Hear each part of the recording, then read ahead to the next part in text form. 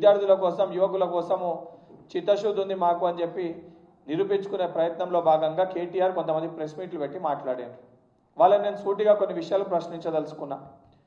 2021 April 2వ తారీఖున బోడా సునీల్ నాయక్ కాకతీయ యూనివర్సిటీకి సంబంధించిన ఒక విద్యార్థి ఆత్మహత్య చేసుకుంటూ,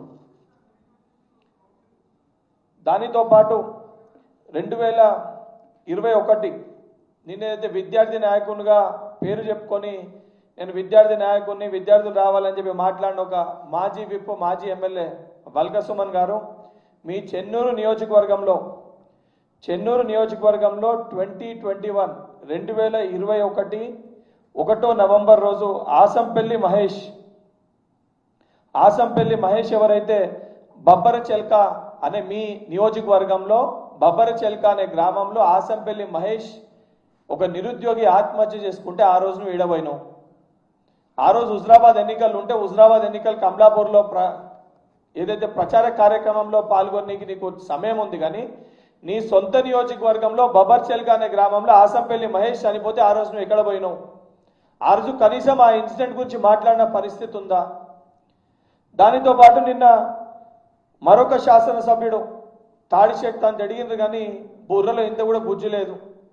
పాడి కౌశిక్ రెడ్డి సిరిసేడు గ్రామంలో హుజరాబాద్ ఉప ఎన్నికల సమయంలో సిరిసేడు గ్రామంలో హుజరాబాద్ నియోజకవర్గంలో ఇల్లందగుంట మండలంలో 2021 ఆగస్టులో ఉప ఎన్నికల సమయంలో నువ్వు బీఆర్ఎస్ పార్టీలో చేరి నీ ఎమ్మెల్సీ పదవి కోసం నువ్వు పైరవి చేసుకుంటున్న సమయంలో షబ్బీర్ అనే ఒక యువకుడు మన హుజరాబాద్ నియోజకవర్గంలో ఆత్మహత్య చేసుకుంటూ, మరి ఆ రోజు నీకు సో ఎక్కడ పోయింది?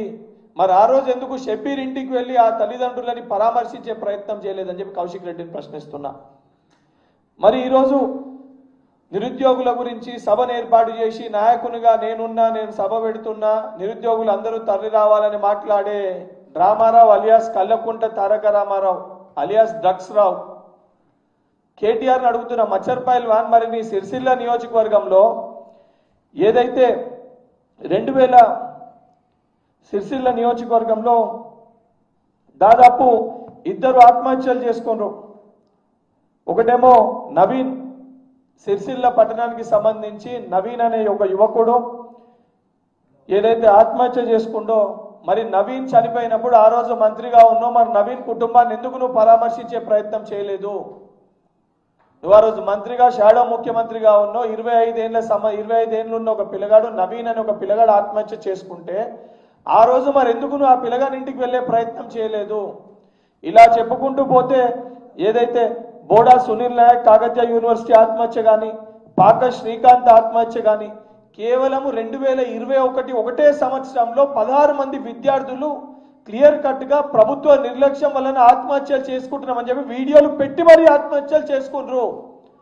వందల సంఖ్యలో ఈ ఆత్మహత్యలన్నింటినీ చూసి సరే మీరు చెలించిపోయి నిజంగానే ఇవన్నీ కూడా పేపర్ క్లిప్పింగ్స్. చెన్నూరు నిరుద్యోగి ఆత్మహత్య చేసుకున్న రోజు, దానితో పాటు హుజరాబాద్లో షబ్బీర్ ఆత్మహత్య సంబంధించి ఆ రోజు వచ్చిన కథనము, దాంతోపాటు సిరిసిల్లలో నవీన్ సంబంధించి ఆత్మహత్య చేసుకున్నప్పుడు వచ్చిన కథనము, సునీల్ నాయక్ చనిపోయినప్పుడు సునీల్ నాయక్ సంబంధించి వచ్చిన ఆర్టికల్, దాని తర్వాత పాక శ్రీకాంత్ చనిపోయినప్పుడు పాక శ్రీకాంత్ చనిపోయిందని చెప్పి వచ్చిన ఆర్టికల్, దానితో పాటు కొలువుల కోసం 6 నెలలలోపు 14 మంది 6 నెలల వ్యవధిలో 14 మంది నిరుద్యోగులు ఆత్మహత్య చేసుకున్నారు ప్రభుత్వం పేరు చెప్పని ఆ రోజు వచ్చిన ఒక ఆర్టికల్. ఇది ఇన్ని జరిగి నిజంగానే మీకు సోయి వచ్చింది, చిత్తశుద్ధితో ఎగ్జామ్స్ నిర్వహిస్తారని చెప్పి ఆ రోజు తెలంగాణ రాష్ట్రంలో ఉన్న విద్యార్థులు యువకులందరూ కూడా భావించారు. భావిస్తే మీరు చేసింది ఏంద్రా నాయన? మీ 10 ఏళ్ల పరిపాలనలో 2016లో ఎంసెట్ పేపర్ లీక్ 17 మంది విద్యార్థులు ఆత్మహత్య చేసుకున్నారు. 2018లో ఇంటర్ పేపర్ లీక్ గ్లోబరీనా సంస్థ కేటీఆర్ మిత్ర బృందమైన గ్లోబరీనా సంస్థకి ఇస్తే 27 మంది ఇంటర్ విద్యార్థులు ఆత్మహత్య చేసుకున్నారు. 2023 మార్చిలో టీజీపీఎస్సీ ఏదైతే ఆనాడున్న టీఎస్పీఎస్సీ సిడిపిఓ పేపర్ లీకేజ్ అయింది. 2023 మార్చిలో ఈఓ పేపర్ లీకేజ్ అయింది. 2023 మార్చిలో గ్రూప్ 1 ప్రిలిమినరీ పేపర్ లీకేజ్ అయింది. 2023 ఏప్రిల్లో ఇంటర్ పేపర్ లీకేజ్ అయింది.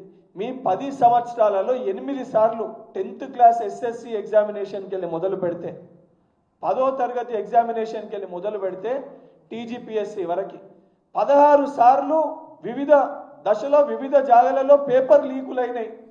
పేపర్ లీక్లైన ప్రతిసారి కూడా నిన్న ఏదైతే ఒక మాజీ మంత్రి ఆ రోజు విద్యాశాఖ మంత్రిగా ఉన్న వారి తనయుడు కూడా నిన్న ప్రెస్ మీట్లో కూర్చొని మాట్లాడిండు యువ నాయకుడు అని చెప్పి. ఆ రోజు సవితా ఇంద్రారెడ్డి గారు విద్యాశాఖ మంత్రిగా ఉండే పేపర్ లీకేజ్ అయిందని చెప్పి తనే స్వయంగా అంగీకరించింది ఆ రోజు. ఈరోజు సిగ్గెట్ల లేకపోయా మీకు? 10 ఏళ్ళు మీరు అధికారంలో ఉన్నప్పుడు ఏ రోజు కూడా విద్యార్థుల గురించి ఆలోచించలే, ఏ రోజు కూడా నిరుద్యోగుల గురించి ఆలోచించలే, ఏ రోజు కూడా బాధ్యతతోటి వివరించలేదు.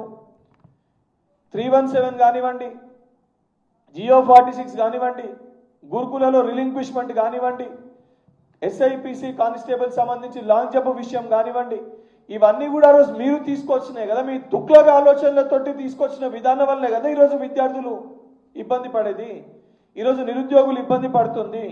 ఆఖరికి ఆ రోజు ఎలక్షన్స్ ముందు ప్రవళిక అని చెప్పి ఒక చెల్లెమ్మ ఆత్మహత్య చేసుకుంటే, ప్రవళిక అనే ఒక చెల్లెమ్మ ఆత్మహత్య చేసుకుంటే దాన్ని కూడా వక్రీకరించి దాన్ని కూడా మీరు వంకటింకర్గా చేసి తనేదో తన సొంత ప్రయోజనాల కోసం ఆత్మహత్యలు చేసుకుందని చెప్పి మీరు ఆ రోజు మాట్లాడటం జరిగింది. సిగ్గుశరం ఉండాలి. ఈరోజు బీఆర్ఎస్ పార్టీ నాయకులు మేము విద్యార్థుల గురించి సరూర్ నగర్లో సభ ఏర్పాటు చేసినామని చెప్పి మాట్లాడుతున్నారు.